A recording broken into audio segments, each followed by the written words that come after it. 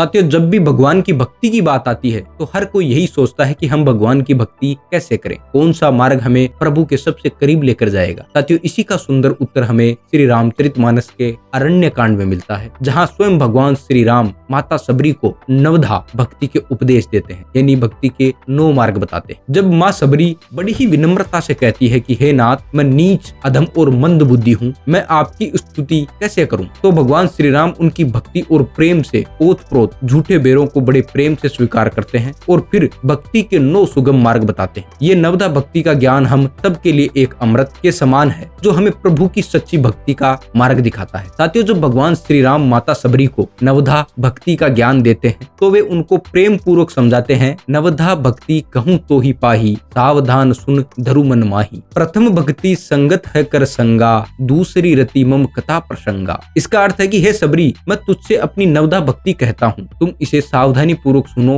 और मन में धारण करना। पहली भक्ति है संतों का संग करना और दूसरी भक्ति मेरी कथा और लीलाओं में प्रेम रखना। भगवान श्री राम बताते हैं कि भक्ति का पहला सोपान संतों का संग है, लेकिन साथियों, यह सिर्फ किसी संत के पास बैठने से पूरी नहीं होती है, बल्कि इसका गूढ़ अर्थ यह है कि संतों के आदर्शों को अपनाना, उनके वचनों को जीवन में धारण करना, सच्चे संतों की संगति में रहकर उनके बताए हुए मार्ग पर चलना। साथियों, अब लोग अक्सर कहते हैं कि आजकल सच्चे संत कहाँ मिलते हैं, तो याद रखिए, जिस दिन आप सच्चे हृदय से चाहेंगे उसी दिन भगवान आपके जीवन में सच्चे संत को लेकर आएंगे, क्योंकि जो भक्त प्रभु के शरण में जाना चाहता है उसके लिए वे स्वयं साधन बना देते हैं। दूसरी भक्ति बताते हैं राम कथा में प्रेम। भगवान श्री राम कहते हैं कि जो मेरी कथा में प्रेम रखे उसे नवधा भक्ति की दूसरी सीढ़ी प्राप्त होती है। अब ध्यान दीजिए, आप इस समय ये जो वीडियो देख रहे हैं जहाँ भगवान राम की कथा का प्रसंग कहा जा रहा है, वह भी एक प्रकार की भक्ति है। यही राम कथा में रुचि रखना नवधा भक्ति का दूसरा स्वरूप। भगवान की कथा सुनना, उनकी लीलाओं का गुणगान करना, संतों के साथ बैठकर भगवत चर्चा करना, यही दूसरी भक्ति है और यह हमारी आत्मा को पवित्र करती है। इसलिए संतों का संग भी महत्वपूर्ण है, क्योंकि जहाँ संत होते हैं वहाँ सिर्फ भगवान की ही चर्चा होती है। वे आगे कहते हैं कि गुरु पद पंकज सेवा तीसरी भक्ति अमान, चौथी भक्ति मम गुण गण करई कपट तजी गान। अर्थात तीसरी भक्ति है कि अहंकार त्याग कर गुरुजनों के चरण कमलों की सेवा करना, और चौथी भक्ति है कपट छोड़कर प्रेम पूर्वक मेरे गुणों का गान करना। भगवान श्री राम बताते हैं कि गुरु के चरणों की सेवा ही सच्ची भक्ति का तीसरा सोपान है। यह केवल बाहरी सेवा नहीं, बल्कि गुरु के बताए हुए मार्ग पर चलना और उनकी आज्ञा का पूर्ण रूप से पालन करना ही इसकी सेवा है। आप भगवान श्री राम के जीवन को देखिए। जब गुरु विश्वामित्र ने आदेश दिया तो श्री राम ने बिना किसी संकोच के ताड़का का वध कर दिया। जब गुरु ने कहा तो अहिल्या का उद्धार कर दिया। जब जनकपुर में थे तो गुरु की आज्ञा के बिना कोई भी कार्य नहीं किया। गुरु के चरणों में समर्पण ही सच्ची भक्ति है। बिना गुरु के ज्ञान भी अधूरा है, क्योंकि गुरु ही वह दीपक है जो अज्ञानता के अंधकार को मिटाते हैं। चौथी भक्ति है कपट रहित कीर्तन करना। भगवान श्री राम कहते हैं कि जो भक्त कपट छोड़कर प्रेम से मेरे गुणों का गान करता है वह मेरी चौथी भक्ति में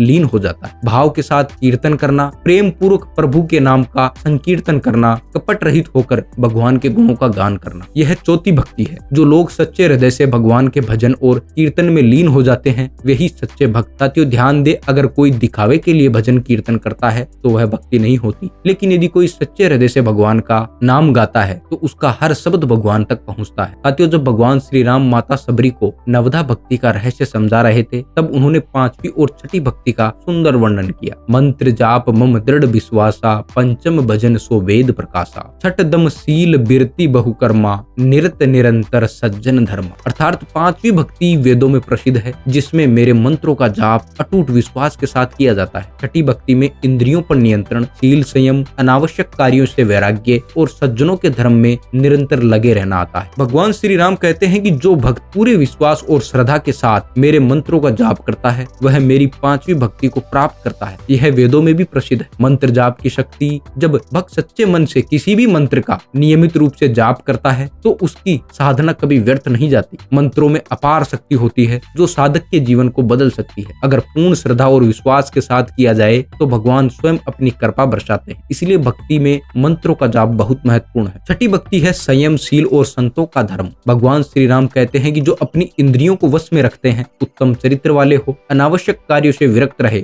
और सदैव सज्जनों के धर्म में लगा रहे, वह मेरी छठी भक्ति को प्राप्त करता है। छठी भक्ति के 4 प्रमुख स्तंभ है। इंद्रियों का नियंत्रण यानी भोग विलास में न बहना, मन और वचन को नियमित रखना, शील संयम, अच्छे गुणों और चरित्र का पालन करना, वैराग्य, जो अनावश्यक हो उसे त्याग देना, सांसारिक मोह से ऊपर उठना, सज्जनों के धर्म में संलग्न रहना, संतों और शास्त्रों के बताए हुए मार्ग पर चलना। साथियों ध्यान दीजिए, भक्ति केवल पूजा पाठ और कीर्तन तक सीमित नहीं है, बल्कि धर्म के मार्ग पर चलना भी भक्ति का एक अंग है। जो शास्त्रों के अनुसार जीवन जीता है वही सच्चे अर्थों में धार्मिक और भक्त कहलाने योग्य है। साथियों जब भगवान श्री राम माता सबरी को नवधा भक्ति का रहस्य समझा रहे थे, तब उन्होंने 7वीं और 8वीं भक्ति का बड़ा ही सुंदर और गूढ़ ज्ञान दिया। 7 सम मोही मय जग देखा, मोते संत अधिक करी लेखा, 8 जथा लाभ संतोष, सपने हूँ नहीं देखई परदोष। इसका अर्थ है कि 7वीं भक्ति है संपूर्ण जगत को समान रूप से मुझ में ओतप्रोत देखना और संतों को मुझसे बड़ा मानना। 8वीं भक्ति है जो भी प्राप्त हो उसमें संतोष रखना और सपने में भी किसी का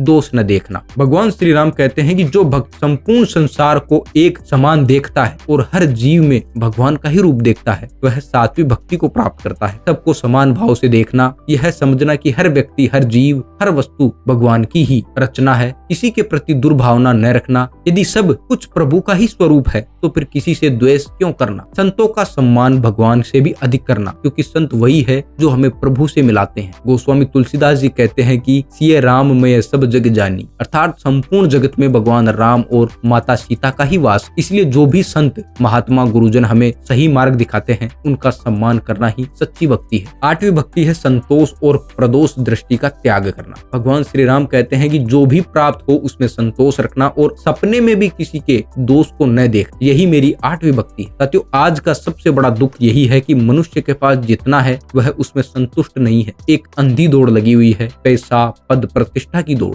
लेकिन सच्ची खुशी वही है जहाँ संतोष, जब हम किसी के दोषों को देखते हैं और उनकी बुराइयां करते हैं तो वह धीरे धीरे हमारे मन में नकारात्मकता भर देता है। भगवान से दूर जाने का सबसे बड़ा कारण यही है कि हम दूसरों की बुराइयों को देखने में लगे रहते हैं, बजाय इसके कि हम अपने भीतर सुधार लाएं। भगवान श्री राम का यह संदेश हमें सिखाता है कि जो मिल जाए उसी में संतोष रखें, दूसरों के दोष को देखने की बजाय अपने गुणों को अपनाएं। साथियों जब भगवान श्री राम माता सबरी को नवधा भक्ति का ज्ञान दे रहे थे, तब उन्होंने नवम और अंतिम भक्ति का सबसे सुंदर और गहरा संदेश दिया। नवम सरल सब सन छल हीना, मम भरोस हई हरस न दीना। अर्थात 9वीं भक्ति है हर समय सरल और निष्कपट रहना, सबके साथ छल कपट रहित व्यवहार करना और किसी भी परिस्थिति में न तो अत्यधिक हर्षित होना और न ही अत्यधिक दुखी होना। अपने हृदय में सिर्फ मेरे यानी भगवान पर भरोसा रखना। साथियों सरलता, निष्कपटता और परम विश्वास ही नवी भक्ति है। भगवान श्री राम कहते हैं कि जो व्यक्ति सरल हृदय रखता है, बिना छल कपट से सभी से व्यवहार करता है और हर परिस्थिति में मुझ पर अटूट विश्वास रखता है, वही सच्चा भक्त। सरलता, सहजता रखना सच्चा भक्त वही होता है जिसके मन में कोई दुराव छिपाव नहीं होता है, जिसका मन छल कपट, अहंकार और पाखंड से मुक्त होता है। किसी भी परिस्थिति में हर्ष और विषाद से परे रहना, सुख आए तो अहंकार न हो और दुख आए तो हताश न हो। हर स्थिति में भगवान पर अटूट विश्वास रखना ही सच्ची भक्ति है। भगवान कहते हैं कि जो भक्त हर हाल में मुझ पे भरोसा रखता है वही सच्चा संतोषी और मेरा प्रिय भक्त होता है। नवधा भक्ति को सुनाने के बाद भगवान श्री राम माता सबरी से कहते हैं कि नव महु एकहु जिन के होई, नारी पुरुष चराचर कोई, सोई अतिशय प्रिय भामीन मोरे, सकल प्रकार भक्ति दृढ़ तोरे। इन 9 भक्तियों में से यदि किसी के पास केवल एक भी होती है तो वह स्त्री हो या पुरुष, जड़ हो या चेतन, वह मुझे अत्यंत प्रिय है। लेकिन हे भामिनी, तुम में तो ये सभी भक्ति है, इसलिए जो मोक्ष योगियों के लिए दुर्लभ है वह आज तेरे लिए सहज और सुलभ हो गई है। साथियों भगवान को प्राप्त करने के लिए कोई जाति, कोई कुल और कोई योग्यता की आवश्यकता नहीं, केवल प्रेम, सरलता और श्रद्धा ही भक्ति की सच्ची पहचान है। यदि इन 9 भक्तियों में से केवल एक भी हमारे जीवन में आ जाए तो भगवान हमें अपना बना लेते हैं। साथियों भगवान श्री राम का यह संदेश हमें बताता है कि सच्ची भक्ति बाहरी दिखावे में नहीं बल्कि सरलता, प्रेम और विश्वास में है। जो भी भगवान के इन भक्ति मार्ग को अपनाता है वह निश्चित रूप से उनकी कृपा का पात्र बन जाता है। तो साथियों आइए हम भी सरलता और निष्कपटता के साथ भगवान का आश्रय ले और श्री राम की भक्ति में रम जाए। हरे कृष्णा, जय श्री राम।